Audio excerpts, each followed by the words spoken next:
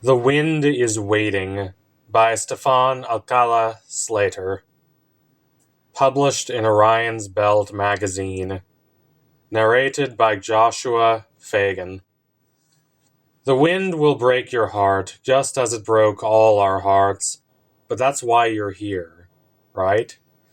This is a city overwhelmed by gusts. Benevolent, noxious, pleasant, and torturous. We are blessed. We are haunted. We are a people unable to suppress ourselves. Frigid north winds turn us somber, direct, and efficient with our work. Warm southern winds, kissed by salt, fill our dance halls with sweat and push us to tumble into back seats so fingers can trace hip bones until hangovers murder us all. But you're here for the easterlies, which bring the heartbreak from the lonely peaks, that unpredictable pain we crave but honestly fear, like hearing that wild hello for the first and last time. This time of year, hearths become infernos, turning childhood homes to ash. Little arguments tear apart decades-long friendships. This is a season for gambling and losing everything and having no choice but to start again.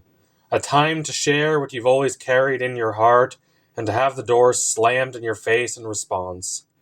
Most keep their windows shut this time of year, because the heart can only take so much.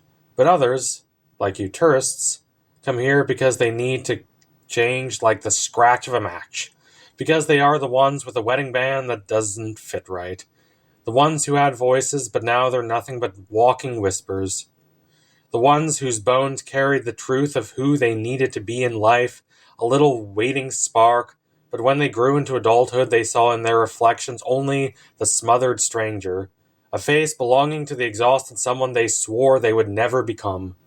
The city will stagger tonight, power lines whipping and pissing sparks in the wind, hotel windows rattling with promises of midnight visits. When the wind howls with heat, it will take shape for you, for him or her or all of them, any who ache for their life to be demolished. Look once. It's only swirling leaves, flyers for cabarets, receipts that should have been hidden, stray dollars reeking of cheap perfume.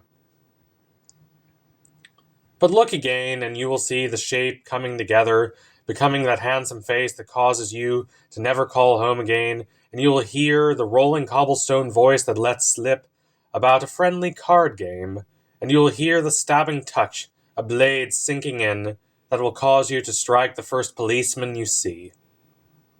The shape was him, for me. Because I came here without telling my family.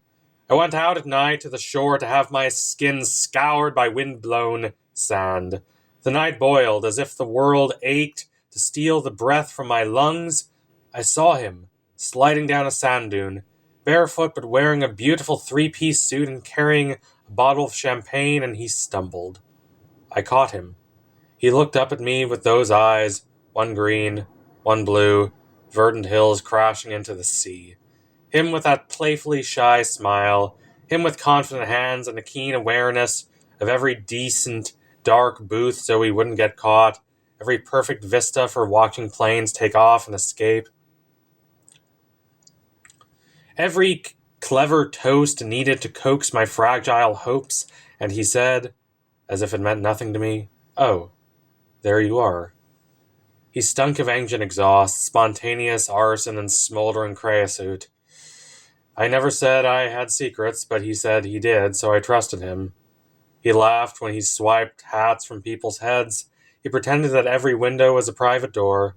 I knew him, and he knew me, because while sitting in a stuffy movie theater together, while the men around us moaned and offered panting promises, he looked at me in the flickering light of the projector, and I saw in his eyes the life I had fled, the woman I had loved in a way, the son I had held and whispered sweetly to so he would finally sleep, the life I had built well but wanted to burn down with guilty kindling, because it was good, but it never did fit me fine.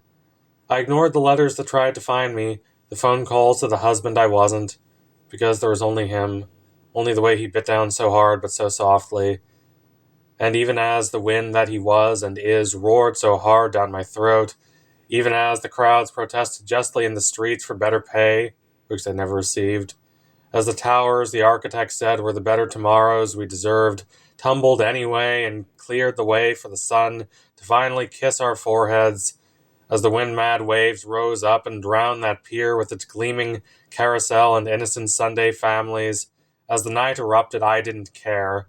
I stripped my life apart for him in a cheap motel. I fed him each part of me like he was my sweet fire. I was happy, for once. I fell in love stupidly. Everyone knows wind never settles down. So just know, after it's done, like me, you'll wake up in a lumpy bed alone, bloated with guilt, clinging to the wreckage that is your life now, fully aware, like a snapped bone, the taste of ash will always haunt your tongue, maybe a little, maybe too much, depending on the day and how much you've had to drink. But here's why those politicians back east have to say the city, this immoral place, will break your heart and then claim your life. It's why they condemn our city. Yes, our city. Because here's something that only a local, because in this place even tourists can become locals overnight, can tell you. If the wind breaks your heart, you might survive, and if you do, this city is a wonderful place to start over among us, where you will never be alone again, because this is a place to rebuild your life as it should be, not as it was. We survivors understand the truth of what it is like to let a fire burn down your heart willingly, even if it ruins you, because at least the lies can finally stop now. So the wind is waiting, but we'll be here too, waiting for you.